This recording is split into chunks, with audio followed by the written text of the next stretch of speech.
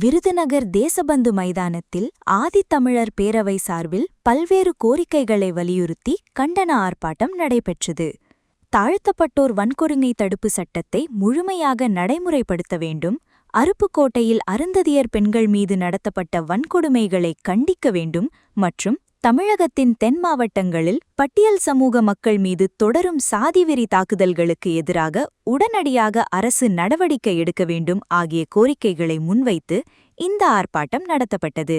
ஆதித்தமிழர் பேரவையின் வடக்கு மாவட்ட செயலாளர் பூவை ஈஸ்வரன் தலைமையில் நடைபெற்ற இந்த ஆர்ப்பாட்டத்தில் கட்சியின் பொதுச் செயலாளர் கோவை ரவிக்குமார் கலந்து கொண்டு கண்டன உரையாற்றினார். மேலும் இதில் பல்வேறு மாவட்டங்களின் தலைவர்கள், செயலாளர்கள், அமைப்பாளர்கள் மற்றும் திரளான பேரவை நிர்வாகிகள் கலந்து கொண்டு கண்டன கோஷங்களை எழுப்பினர். அந்த வன்கொடுமை சாதியின் அடிப்படையிலான வன்கொடுமை என்பது எல்லளவும் மாற்றமில்லை. இன்றும் சொல்ல போனால் பாதுகாப்பு அரண் என்று கூட அதை சொல்லலாம். ஆனால் இந்த ஒரு மாத காலத்தில் புதிதாக பதவியேற்றிருக்கின்ற தமிழக வெற்றி கழகம் ஆட்சி கட்டிலில் அமர்ந்தவுடனே தொடர்ச்சியாக பட்டியல் சமூக மக்களின் மீதான தாக்குதல் என்பது இரட்டிப்பாயிருக்கிறது என்பதுதான் இங்கே வேதனைக்குரிய செய்தியாக இங்கே பதிவு செய்ய.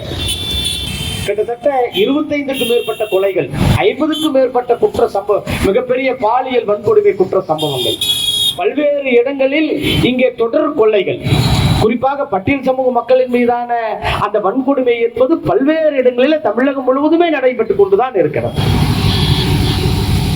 6 மாத காலம் எவ்வாறு இருப்பது? அது அரசியல் ரீதியாக உங்களுடைய நிர்வாகத்திறன், நீங்கள் தமிழ்நாட்டை எவ்வாறு முன்னுக்கு கொண்டு செல்லும் உங்களுடைய திட்டங்கள் என்பதற்காக சொல்லப்பட்டிருக்கிறது.